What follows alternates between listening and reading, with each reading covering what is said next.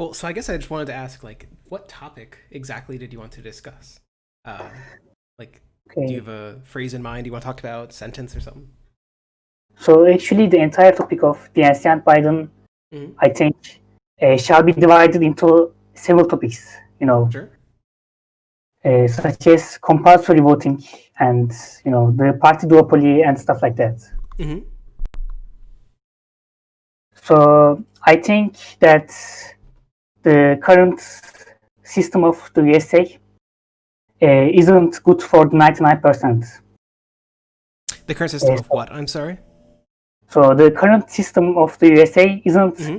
beneficial for the 99%. So Um, Go as ahead. it is against to the working people, as it is against to our principles, as we are socialists. At least we Hmm. agree on social principles. And Sure. actually, I share most of your views about socialism and Marxism. Hmm. Uh, we shouldn't support such a system and its actors.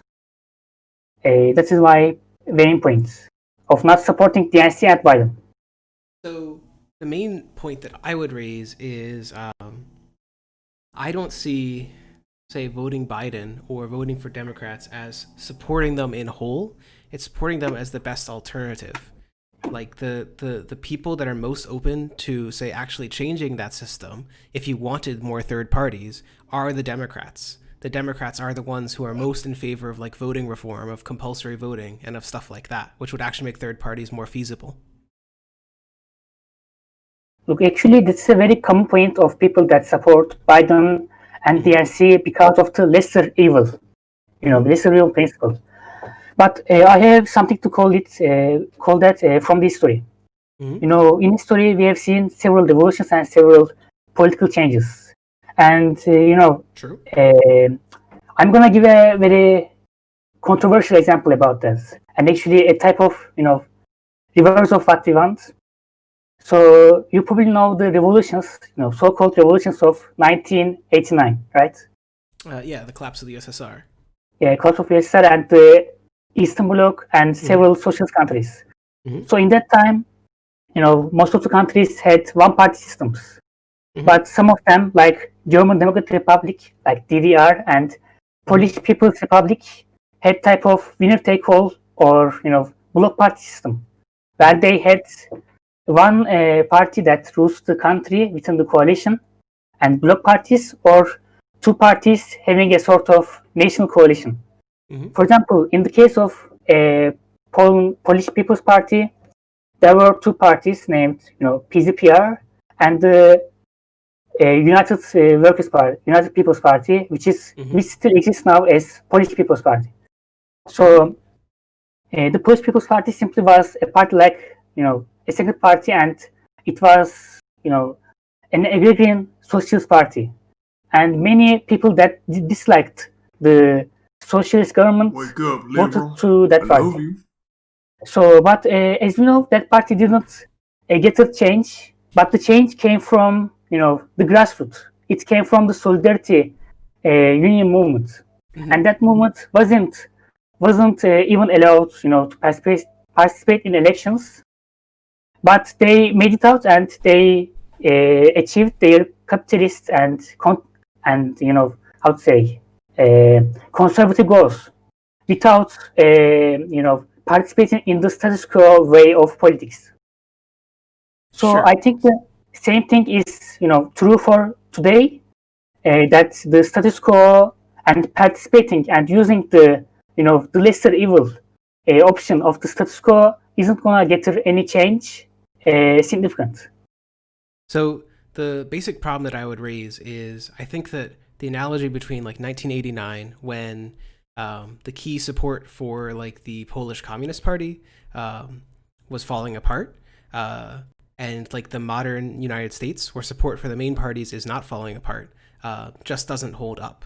Like the people in the United States have a very low opinion of government as a whole, but they have pretty high opinions of their own representatives and of their own parties. Like it's something like 70% of Democrats say that the Republicans are to blame for most of the major problems in the country, and like 80% of Republicans say the same thing. So I don't think that the same conditions that allowed people to abandon the ruling party in like Poland are there in like the United States. People are very split into camps, and those camps are not very easily splittable among themselves. So, so actually, this is quite true, and actually, the conditions and political, political constitution of the two countries are very different. So, for example, and there is a big difference, like, the second party in the Polish People's Republic was actually supporting the main party, while the Democratic Party openly supports the Republican Party. But what I want to call is that generally, and like actually always, selecting the lesser evil doesn't deter any significant change, but the change comes from the outside of status quo, outside of the current establishment. Sure. So I don't entirely disagree with this. I think that probably the best bet for the United States is for like a strong union movement in particular to move the parties to the left. But the problem is, where are unions strongest? They tend to be in democratic states with fostering by democratic state administrations. The best way to get unions to actually have power is probably to stop doing the like pretty intense discrimination they've been under conservative leaders. If we wanted to, like, for example, to look at Biden's labor policy, his promised labor policies, they're relatively left wing. The Democrats in the House and Biden have both supported a bill, which I think is called I forget the name of the bill, but I can find it if you'd like, which would ban something called the Taft-Hartley Act, which is, again, this is getting to the minutiae a little bit, but the Taft-Hartley Act in the United States is the main reason why unions have declined for the past like 80 years in the United States. It alone is the reason why 2/3 of the United States, like, unions can basically be like destroyed by like employers. And because it allows states to prevent unions from mandating dues from their members and mandating members join the union. So it severely cuts how much funding they have, and it severely cuts their membership. So it makes it much, much, much harder to organize unions. Of course, I know, and I think that everyone does it, and actually, I 100% agree that the policies of the DNC are much better than the GOP. And I think that like every socialist can agree on that. But the thing is, like, because something is just slightly better than something else, it doesn't make much sense, to support it and stick to that. I think that accepting it's like accepting the failure, accepting the lose. Like for socialists, like it's like we just say like, yeah, this is the system, so we need to vote lesser evil because we don't have power, and it will be like that forever. It's like accepting our failure. So, but to me, again, the point is, it isn't about accepting failure. It's about trying to pick the best option for future success. So the goal is not vote Biden and stop there. The goal is vote Biden and like vote progressive people into office, vote socialist into office, and empower unions and so on to push him to the left. It isn't. Sorry, but I'm gonna intervene. But pushing someone that is a member and a candidate of an establishment party that has pro-slavery roots isn't quite possible. And actually, we said the DNC has socialists and progressives, and I think it isn't true at all, because DNC doesn't have any socialists or progressives. Like, I haven't seen anyone. This is something that is like a little bit ahistorical. So the example I would point to is, you're from Turkey, you said? Yeah. So I don't know how much you know about American history, but FDR, who was the president in the United States from, I want to say 32 to 40. Yeah. He was not himself like a liberal or a progressive like leader, or he was nowhere close to a socialist. But the very large unions of the 1910s and 30s that he partially helped to foster, in turn helped move him to the left. Like the basic story is that in 1932, he and the Democratic Congress passed a bill making it much easier for unions to organize, and in turn, in 1936, those unions forced him significantly to the left. This is like in general, it doesn't seem like in general, it seems like it's possible for unions to push even like centrist candidates to the left within like United States political history, within mainstream political history even. Obviously, he was an establishment candidate, as a Democratic Party president. Yeah, and actually, he was like something like a relative of Theodore Roosevelt, as I know. Yes. Yeah, no, So- almost a political heritage, yeah. So what I think about Roosevelt is that, he made several reforms as well, and stuff like, I think that he actually copied some of the stuff from the 5 years plan of USSR, because what he did was very similar. Many countries copied certain Yeah. elements, yeah. Though, But actually, I think Go that ahead. what he did was made for, was done for saving capitalism, and the Keynesian model, was actually going pretty popular due to the Great Depression and stuff like that. But actually, while the FDR did many good stuff and was particularly better than GOP, and as you said that he supported unions and stuff like that, it doesn't just work out. And after every democratic candidate, after every democratic victory, a GOP candidate wins the race. It's always like that. GOP after DNC, GOP after DNC. It's like a cycle that just goes on forever, and Sure. that cycle doesn't benefit socialists much. It And doesn't.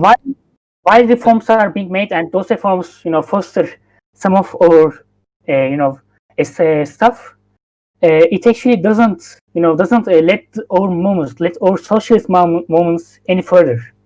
So, in America we haven't seen any again, the progress. question is, how do we change that, right? Like, if this is like a key problem with like leading to socialism, then how do we actually fix that? Because none of the socialist alternative parties in the United States have seen any electoral success. The Green Party is like, in the United States, is only partly a socialist party, but they literally have 0 elected heads in office. Like they are a non-party. None of the socialist parties are any more successful at having any real power in the United States. Meanwhile, if we just look at like the DSA, who is an entryist party, who does try and move candidates within the Democratic Party, they have seen success. You've got people like AOC in office, right? Within the first 4 years of the DSA being like in the post-Bernie era, they've seen a relatively enormous success compared to all the parties of the past. And we have seen enormous party shifts within like the DNC, within their platforms.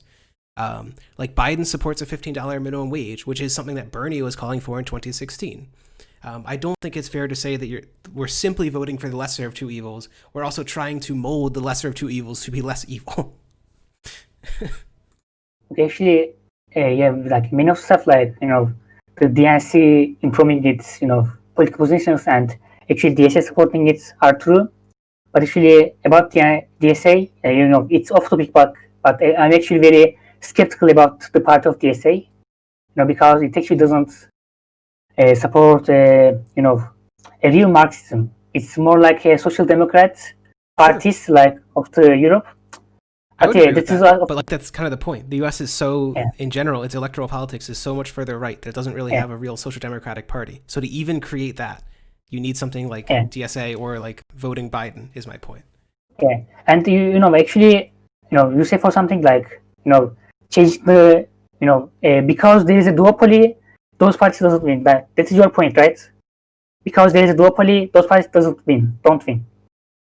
So it's in particular, it's the main causes are the presidential system encourages two parties to play because only one person can fill the presidency. But at even a more basic level, we have something called first past the post, which means that whichever candidate gets a plurality of votes, whichever candidate gets the most votes, wins. So it strongly encourages two parties rather than 3 or 4 or 5, because any more parties would actually hurt the candidate that you're closest to, because of something called strategic voting.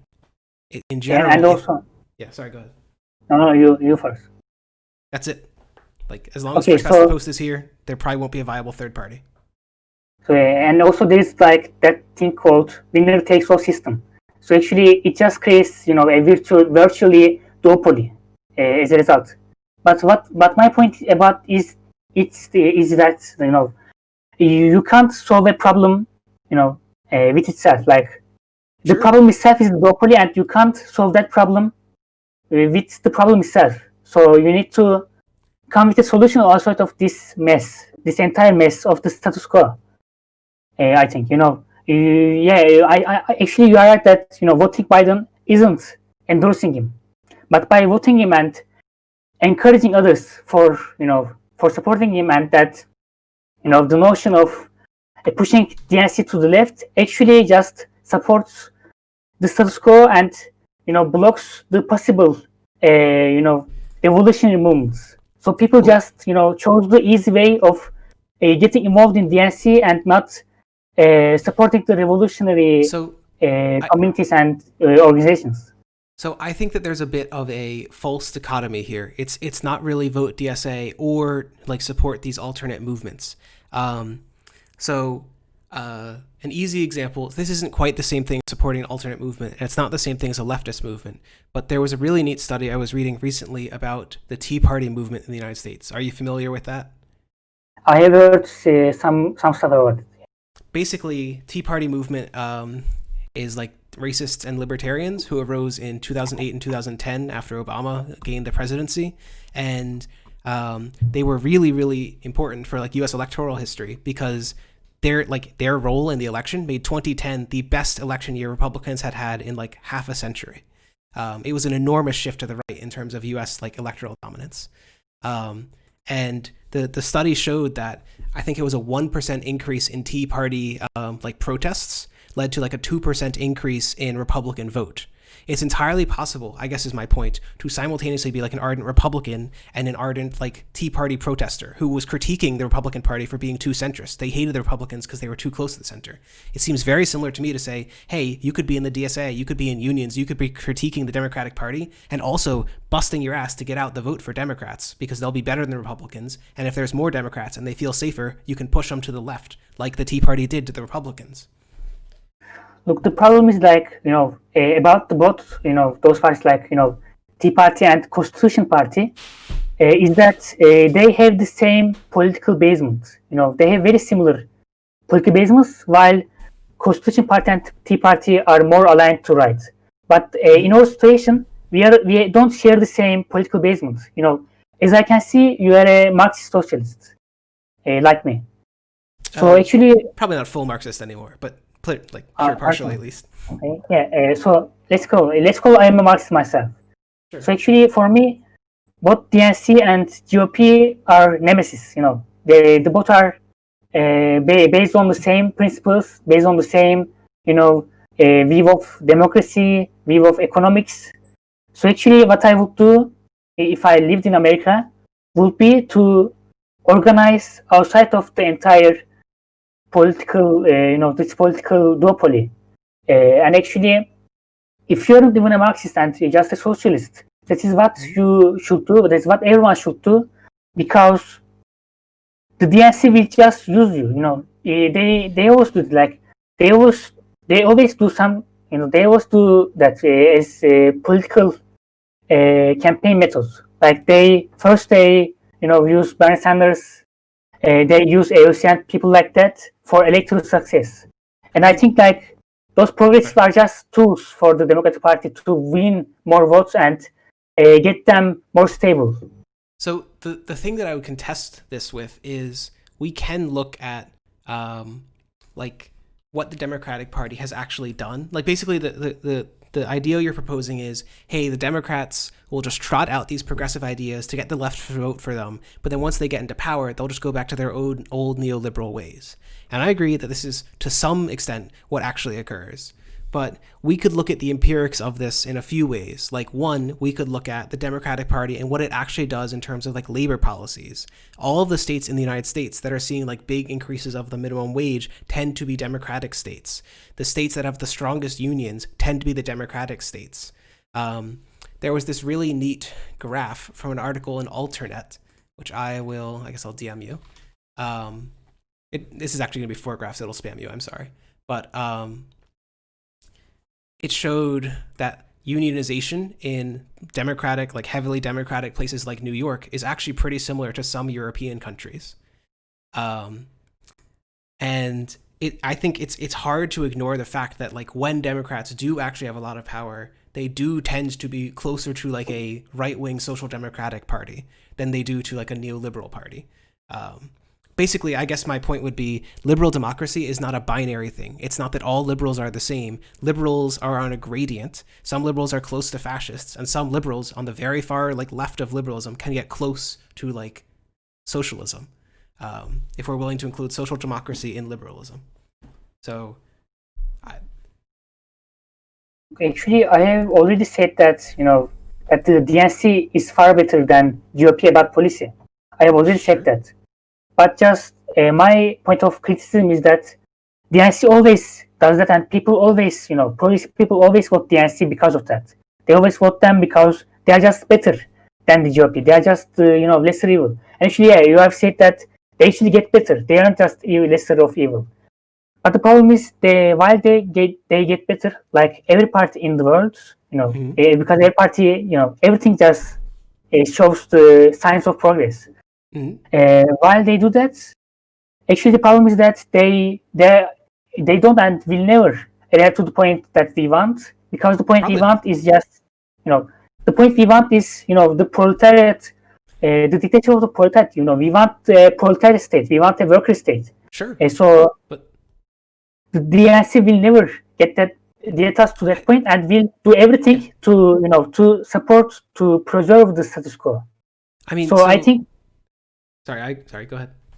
So I think that supporting a party that would fight against us if we become, a dangerous minority or the majority, is quite, a nonsense. Because there will be a point when the socialists will get more and more. The DNC will fight against us. The DNC will do everything to preserve the current system. So I think that's just a very interesting framing, because like are you familiar with the term like popular front, sort of? Yeah. So the Soviet Union abandoned its position of only working with communist parties after 1933 when Hitler rose to power, and they adopted a popular front position because they wanted anyone who would fight on their side against fascism.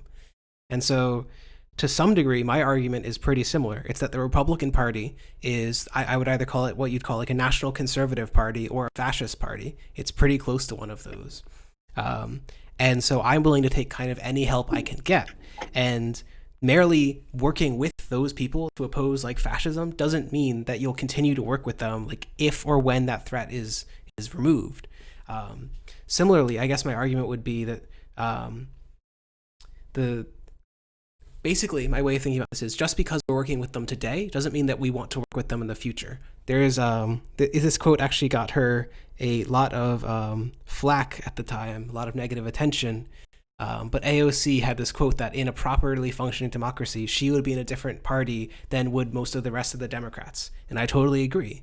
And the question is simply how you get to that better functioning democracy. And I guess like kind of a lot of this discussion is dancing around this idea of, hey, maybe we shouldn't even participate in democracy in general. We should like do a revolution or something. But that is just not feasible. And we can talk about that if you want. But basically, I think the only feasible way to get policy reform is through like a combination of direct action, nonviolent direct action, and electoralism. That violent direct action, violent revolution just doesn't work. Not in the modern state. You have mentioned, the Popular Front that USSR formed with, other nations, and abandoning, actually it's international organizations like, Workers' Relief and stuff like that is a good thing. But actually, it was, one of the worst things that USSR ever committed, because actually it resulted in, the annexation of Germany to two pieces, the Berlin Wall problems, the Berlin Wall conflicts, as well as, the lack of international organizations and, the solidarity between communist parties. And, actually, I think that it was one of the reasons that the USSR and the entire socialist movement collapsed, because they just became after especially after the death of Stalin, they just became normal, just statist nations. They abandoned many of their socialist policies. They abandoned many of their, philosophies and stuff like that. So I think that abandoning some of the principles just for the sake of getting rid of someone else is just damages. It just damages the core movement. I don't think you're abandoning your principles, right? Like you're saying I'm facing an existential threat. It doesn't matter what my principles are if they are going to kill me, if they're going to like totally destroy any possibility of power I have. Like the the reason they abandoned their the reason they abandoned their old electoral position is because it was also somewhat of a failure. The Nazis rose to power, and the USSR blamed it in part on the failure of their Communist Party in Germany, of the KPD in Germany, to work with the Socialist Party of Germany because they thought each other were like opponents and enemies.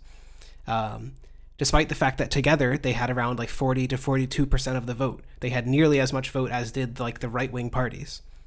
But Look, actually, I have discussed that with my friends before. Actually, they have also bring the same argument of, SPD, the Social Democrats, and the KPD, the Communist Party of Germany. So the problem is that actually SPD, when they came to government, they also, used the aid of communists, and actually it was the Marxist Party before.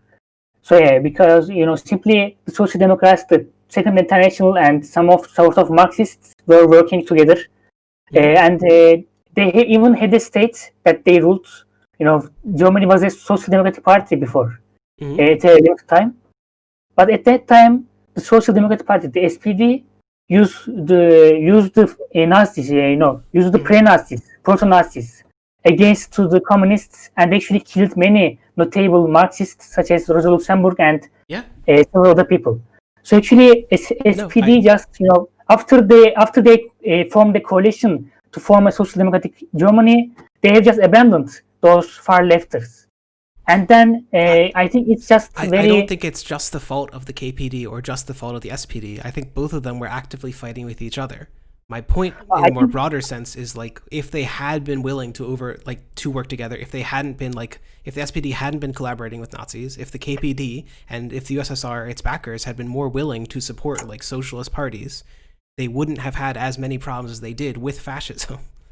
But the problem is that I'm just answering them. The problem is that the SPD was just a party like a National Socialist Party, but it was just not that extreme right wing. So actually, it was just making sense that KPD and SPD were not uniting because it was just impossible for them to unite. And what I'm pointing just to vote together, right? Like just to oppose. What I'm pointing here is that actually it was the killing of Rosa Luxemburg was the result of KPD cooperating, the communists cooperating with the SPD. And the same can happen to the progressives of the DNC as long as they just abandon their parties and keep going with DNC. Just like the communists did with SPD. I mean, sure, like it's possible that somewhere down the line the DNC is gonna like hire right-wing militias to kill AOC, but this seems unlikely. Of course, this isn't going to be that way. What I'm saying is that they will just abandon. They may not kill the progressives, but at a certain point they will abandon the progressives after using them for their electoral campaigns and stuff. But that's kind of the question. Like, do they abandon the policies?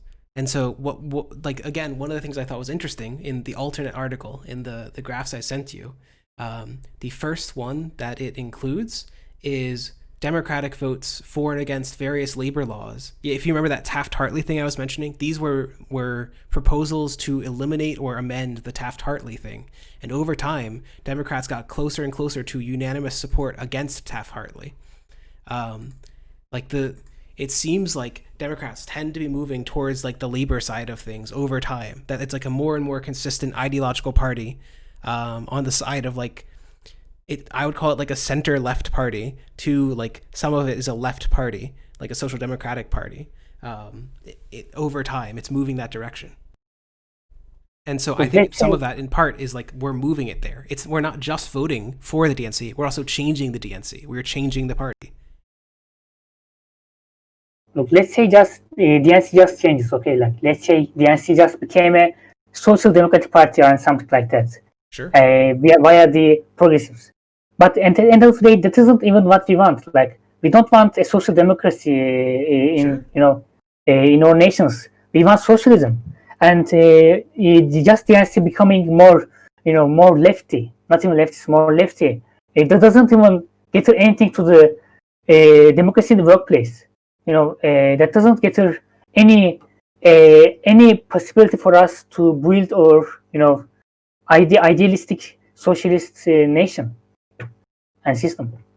So this is let's do it. So as a general question, if I had to ask you whether like capitalism and socialism exist on like a gradient of systems, like can you have a system that's like 75% socialist, 25% capitalist, or is it all or nothing? It's just capitalism, it's just socialism. It's all or nothing. It's just capitalism or socialism, and there can't be any type of gradients transition. Sure. So this is like I reject this. Why should we like if for almost everything else I would assert that there's like a gradient. Like if we want to talk about like trans rights or gay rights, it's not like you have all of them or you have none of them. You can have some trans rights and lack other trans rights. Why would this be any different for like capitalism and socialism? Sorry, but as you know clearly, and I have seen your videos about that, and I am I'm very sorry, I sure didn't that understand that. Could you repeat that? okay. As I have seen your videos, I think that that's very sure that socialism isn't when government does stuff. It's when the workers own the Yes, that is production. correct. You know that very well. Yes. So the question is that can we just some type of the employers and employees getting well with each other, the employees and employers working together and something like that. That is called capitalism. That isn't called a transition. That is Sure. if the employer rules your company, it's capitalism. If the employees rules themselves, that isn't capitalism.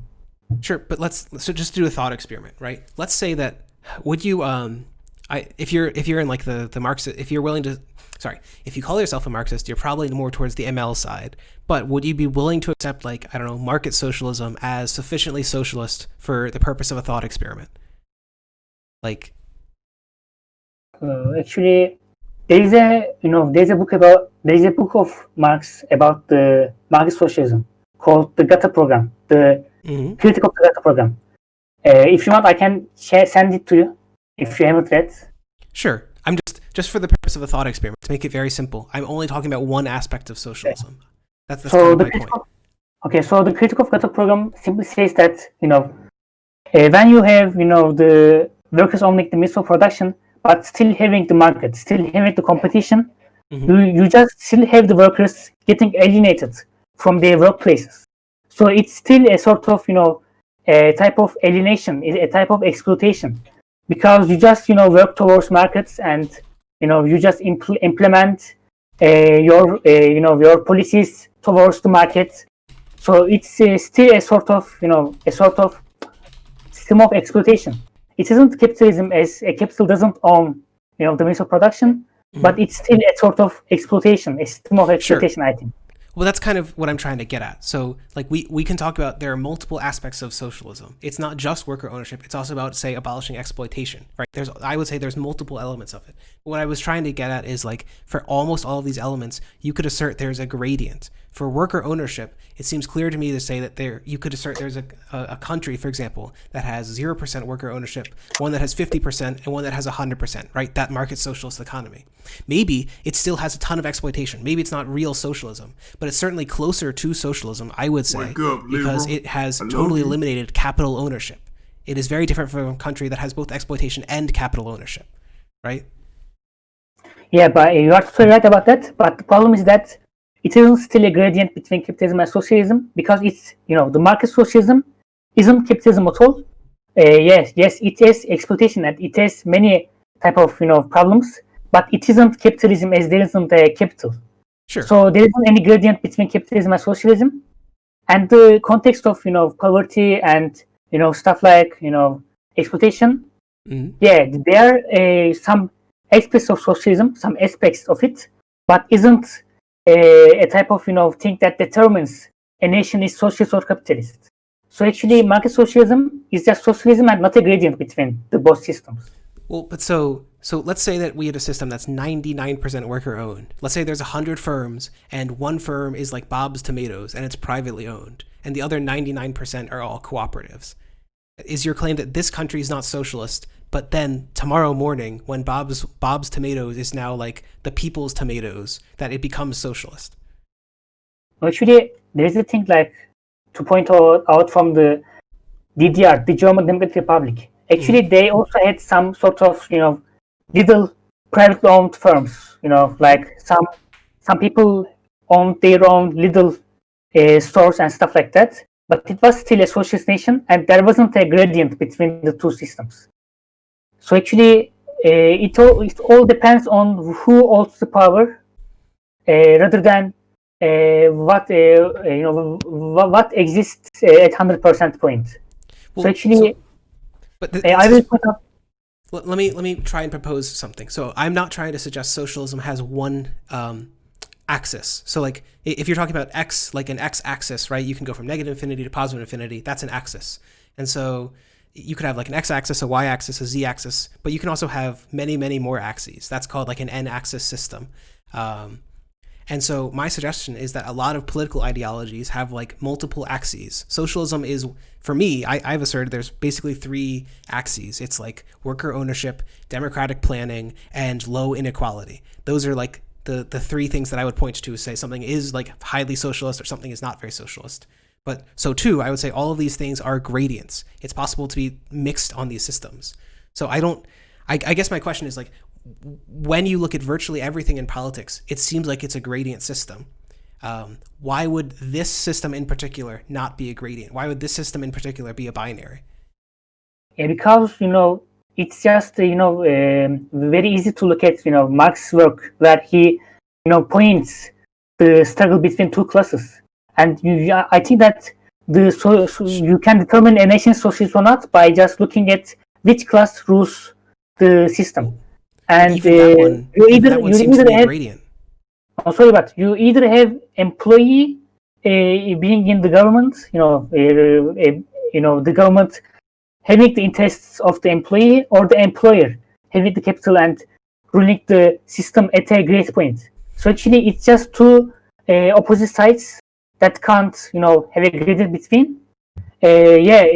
Some countries have some capitalist features as well, but that doesn't make them capitalist, or some countries having some socialist features or stuff like that doesn't make them socialist. So there isn't sure, but so this is like, what is it called? Have you ever heard of? Is it called the paradox of the beard?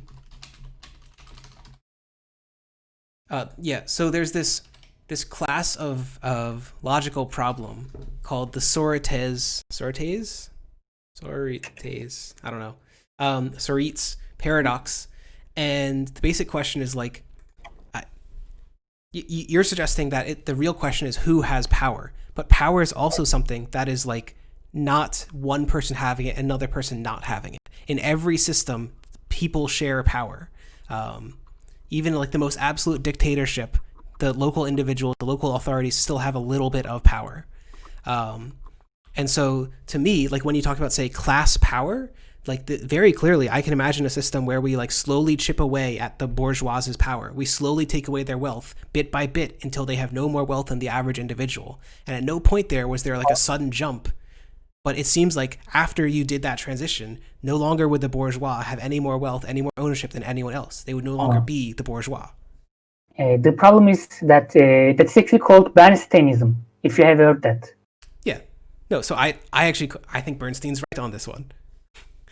Yeah, well, actually, Bernsteinism, wasn't right, as we don't see any progress in the social democratic nations. For example, I'm going to give the example of Scandinavia and Germany at the time that they were under the SPD government. In the 19th and 18th and 70s. So the problem is that they just got even worse. They didn't get better, but worse. For example, look to Finland, which didn't join to the European commissions of the about economics and stuff like that. They were actually very leftist before the 90s and stuff like that. They were very outside of the European capitalism. They were involved in. This was actually also pretty true of like Sweden and other countries in the European Union. The entire world, this isn't like an exaggeration, the entire world has seen a rightward shift in English-speaking countries since the 70s and most other countries since the 80s. Literally every country on earth has seen a rightward shift. Like the statistic for Sweden is that before, in 1950, the state owned 10% of wealth in that country. By 1970, they owned 40% of wealth in the country. And then after the neoliberal period today, they own around 20%. There was this huge leftward shift under Sweden when leftists had control, or at least partial control, of the Social Democrats. And now they are they just get worse, and especially the Social Democratic parties get worse. That is the problem. So the Bernsteinism is just failed. This so shows us that Bernsteinism, that doing nothing and just waiting for bourgeoisie getting lower and lower is just nonsense, and it's seen by us. We have seen it. So let me propose are you familiar with like the tendency of the rate of profit to fall idea? No, actually I haven't heard it. It's one of Marx's main arguments as to why capitalism is like unstable and will eventually collapse. The argument he raises is that over time, competition and innovation will force profits downward until they reach zero eventually. This theory is like controversial, but suffice it to say that like among Marxist scholars, they do find generally the rate of profit has fallen. But I'm looking, I think this is the right one. No. Basically, I wanted to show you an example of like a Marxist rate of profit. Was it Mito? I swear it was this one. The basic idea is that when you look at this line, this like decline over time, you can see that it's declining, but occasionally it does go back up. So this is what you might call a secular trend. Secular here would just mean it's cyclical, but it also has a linear trend upward or downward. So over time it goes down, or over time it goes up, even if there are like relatively big cycles. So the analogy that I would draw is, let's imagine that it is actually true that we've moved significantly to the right in the neoliberal period. It's possible that we're just in a secular trend and that we'll go back to the left even more than we were in the 60s. The temporary failure of like most countries to move to the left does not imply that it will be continuing that direction forever. Yeah, and actually you are very right, and we actually see that today, that in some of the countries the socialism just gets relevant. For example, in England we see a major shift at the Labour Party to the left, and especially we have seen that the Trotskyist parties have merged with the Labour Party, and they're getting PMs, they're getting seats in the parliament, and that's actually a relatively good thing, that people just understand that as a result of the economic instability and economic decline, it's a very great thing that they understand socialism is a relevant thing. But the thing is that that's more or less, so that on a leftist position, that's my argument for the DSA. Like, take the Democrats, move them from being center left to like social democrat. Labor is going from like social democrat to socialist. So I think both of these are good moves. But as we have seen, the problem is that the status quo and the people that the 1% and other type of the bureaucrats and people like that, they actually tend to support the current government, so they don't let those type of people to win seats. And as you have seen from the last elections in the UK, they have just made the entire election based on Brexit, a topic that isn't even relevant about the elections and about the policies. It was just based on the Brexit and who supports it and who doesn't. So actually, it was a thing. I think that it was a thing that was proposed by the people that rule the government, and they didn't let socialists to have a government. They just let the Labour Party to have their worst election in the last years. So as long as we participate and await change within the status quo, we don't get it. We can't solve, as I've said, we can't solve a problem by the problem itself. So we need another, I think, a Sure, movement and but then what is organization this outside alternative, of right? the current political mess. We need to form, we need to organize outside of the current parties and outside of the current rules, outside of current legal infringements.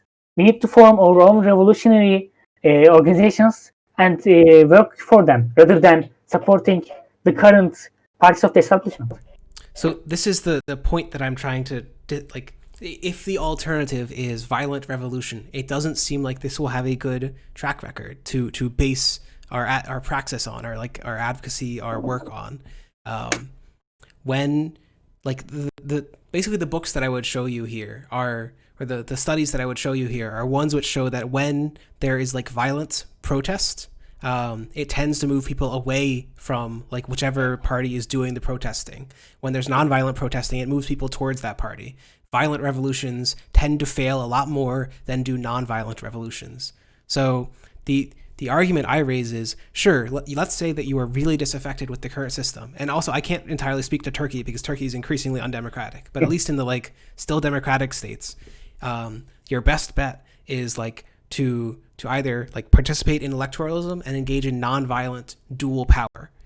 Like sorry, I know I said a lot. Why don't we just start to focus on one? So I would assert that nonviolent revolutions tend to be less successful. I'm sorry, nonviolent tend to be more successful than violent revolutions.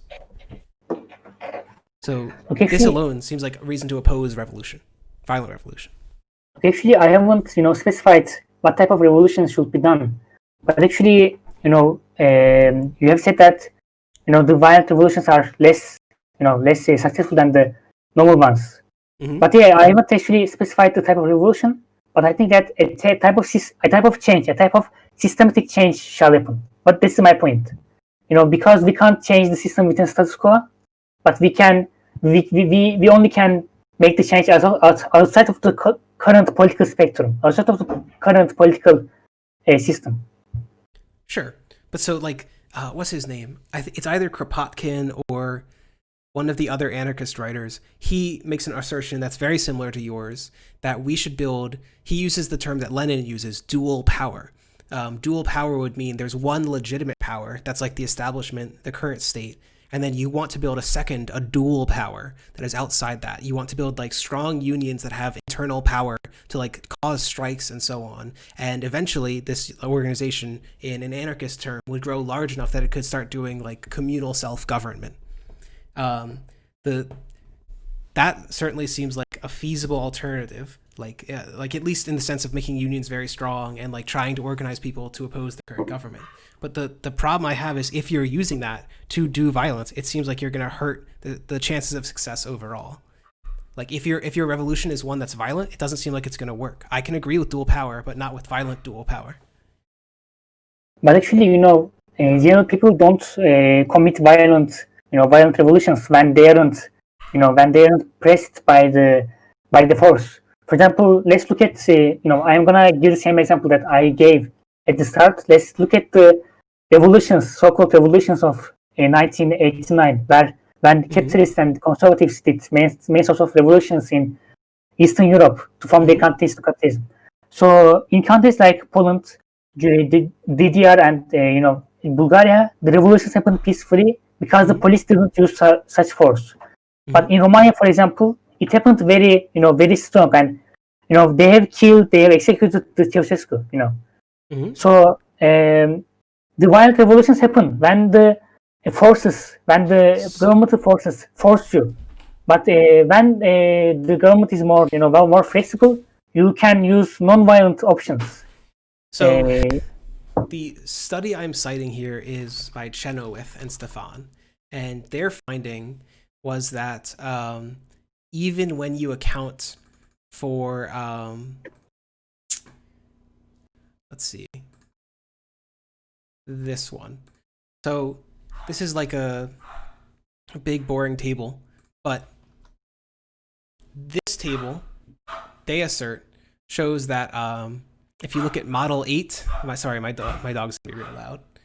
If you look at Model 8, you'll see that even when the state does something that is violent in response, that's the row violent regime repression, that makes it much less likely that the movement will succeed. In their estimate is that would make it like enormously less likely to succeed, almost 100% less likely. I think this is logic. Not 100, like 8 times. I will give an example from my own country, Turkey. Mm-hmm. So in Turkey, we had, in the history, we had many socialist movements, especially during the 60s. Just like the Western Europe. Mm-hmm. We had seen the 68 movement also in Turkey. So in Turkey, some people have formed a union, a labor union named DISK. I don't know if you have heard that, but it's in English called the Confederation of Progressive Unions. But actually, in Turkey we call it DISK. So they have proposed a peaceful revolution, just like the solidarity, but in a socialist model, in a social side. So they have tried their best, and they have get organized in workplaces. They have endorsed some politicians, some status quo politicians like you do for Biden. Mm-hmm. They went to peaceful protests, but every time they this stuff, they got attacked from the government mm-hmm. forces. They got suppressed. They got killed. If you would look to the 1977 massacre mm-hmm. happened in Turkey, you will see that many people doing peaceful revolution, many people doing peaceful demonstrations got killed under the vehicles of the regime and the fascist groups supported by the regime. Mm-hmm. So actually, the government, the capitalist governments are just ready to do whatever they should to sustain their current establishment. So, basically, the question is, are they? And I agree. There are numerous examples of yes, Top-Down. Originally, Lenin did coin the term dual power, but anarchist authors have taken it up as a term of their own as well. So it is, you can find many examples of capitalist governments using repression to oppose leftist movements, but the reason I pointed to, say, Sweden or Britain is we have examples of socialists taking power and then making enormously leftward changes. The example in Britain would be Attlee. Within 8 years or so, 25% of Britain was nationalized. An enormous amount of leftward movement. In Sweden, again, over the course of 2 decades, 25% of the country's wealth was brought under the national government. And these were not successfully resisted with violence by the capitalist class. The basic argument that Bernstein raises, and that I think is entirely relevant, is the idea that the state is singularly a tool of the bourgeois is incorrect. The state is a tool of those who have power over it, and workers can gain power over it, at least in part, and turn it, at least in part, towards their own ends. Okay, so I can, accept that you have read actually The State and Revolution of Lenin, right? You have read it. I have not read The State and Revolution, no. Okay, so actually, yeah, it's why probably you commit to that error, because Lenin simply says, that the state itself, with its constitution, with its system, and with its, legal stuff, and with its existence, is actually a tool of bourgeois.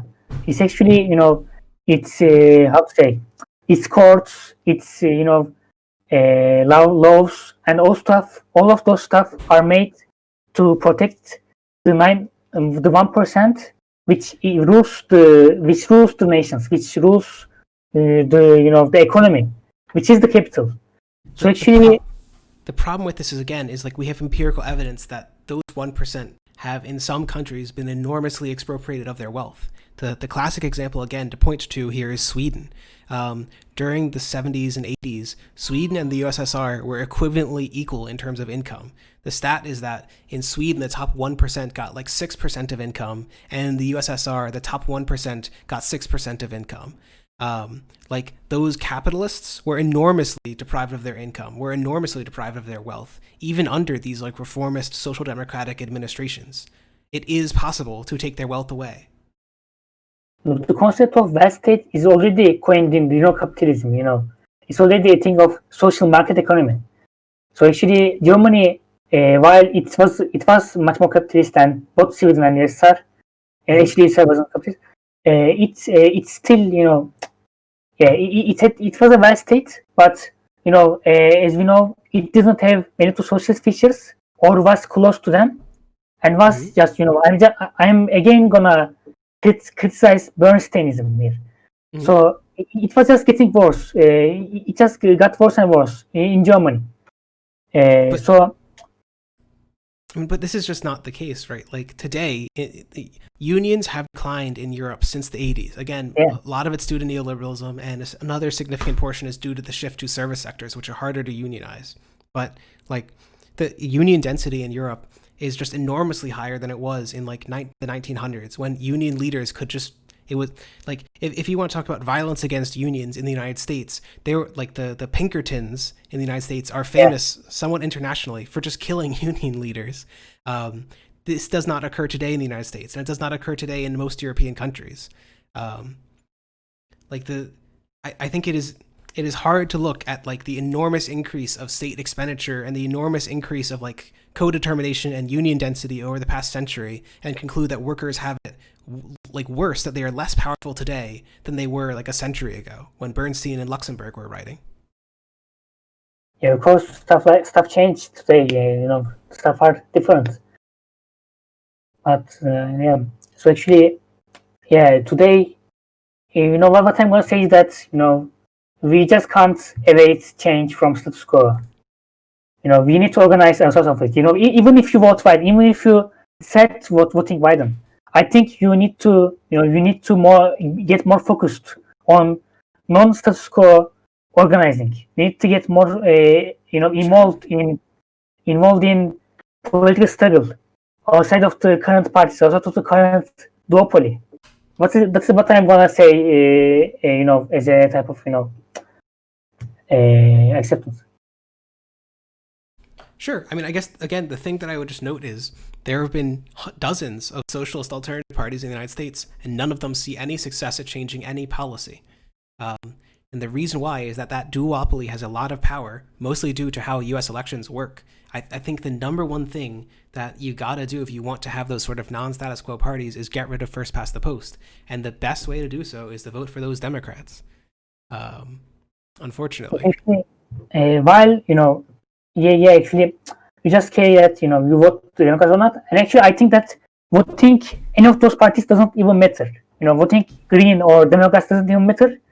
Because actually, none of them will bring change. None of them will bring the change we want as socialists. So, what I would say, the question is not simply will they do it. No party that you vote for, no organization you work with is going to bring that change in like 5-10 years. It's just not going to happen. Socialism is very weak internationally. The question is, does it make it more likely? And I think absolutely having like prominent socialists speaking to nationwide audiences because they're members of like the Democratic Party, I am virtually certain that makes it more likely that socialism can occur in my lifetime than if like AOC was just a member of like one of those tiny little like socialist organizations and had 10 followers on Twitter. The problem is that you say that by assuming that there is a transition between capitalism and socialism. You say that by assuming that.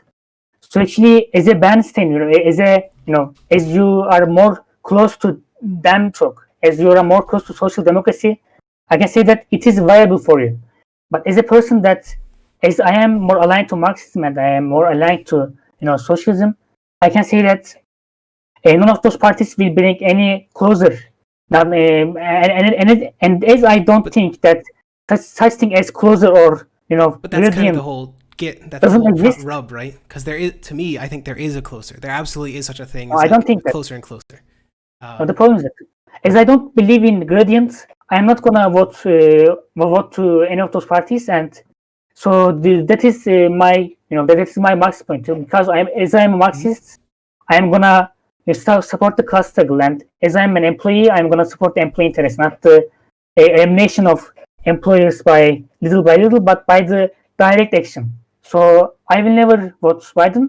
But what I would like to say, what I would like to conclude is that whatever whoever you vote to as a socialist, I'm saying that to everyone. Whoever you vote to, you just don't forget to support your local organization. Just don't forget to support, unionizing. Just don't forget to support worker rights movements, and just don't stop reading theory. Just don't stop, support socialism. But this is what I can say as a conclusion. Sure. Did you want to conclude around here? I know it's Yeah. probably pretty late. Sorry. Okay. So I guess my closing point would mostly just be, I think that there are gradients that you can get closer to socialism, that increased state ownership, increased union power, increased like taxes on the rich, and therefore decreased inequality. All these things are steps closer to socialism. Moving the Dems to the left makes that more likely. Voting Biden makes that more likely. And so these are all the reasons that you should support reformism. Even if you want a revolution is going to be more likely if you have a lot of unions. It's going to be more likely if you have a lot of prominent socialists speaking. In short, you can do both. You can want socialism, you can be a member of like your radical union, and also vote for people who make that radical union more able to actually unionize, more able to actually organize. I guess before I really close, I should ask, like, you can have a closing statement if you want. Is there anything you want to shout out, like your Twitter or social media or anything? Okay, so the last thing I would say, like, you can support, whatever party you like. You can, personally, I don't support Biden or any type of status quo, and that the decision will not change as I am a Marxist. That I'm not gonna support a bourgeois party. But as I said, what I can say is that just don't abandon your core ideas. Just don't abandon socialism. That is what I can say to you. That is what I can say to people that listen to this podcast. Yeah. Workers' rights are human rights. Glad we agree. Well, thank you for coming on. I'm glad we finally scheduled this. Pleasure. Sure. Well, that's really all I have.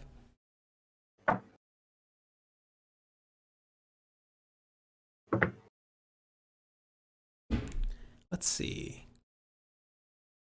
Vim is disgusting. Don't even talk to me. Yes, all right. Yes, all right. Yeah, it's all right. Yeah. How do you pronounce it? Sorites.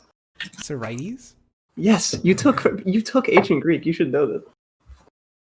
No, they didn't write it in ancient Greek. How am I supposed to read it? So, righties. I don't know. I just righties. Righty, white and tighties. Sorites, white and tighties. Sorites, white and righties. Uh-oh. Robin's getting dangerously based here. Oh no. One last thing. Again, before I close this off, did you want to shout out anything? Any organizations, your social media or anything like that? Okay, so actually, I have a Twitter page, called Ekmektub, but it's actually for Turkish audience. Mm-hmm. I'm a member of, Free Software movement. I'm a free software activist. I will shout out Free Software Foundation, and the party that I'm a member of, Workers' Party of Turkey, that has 2 PMs, MPs in the parliament, and I will shout out,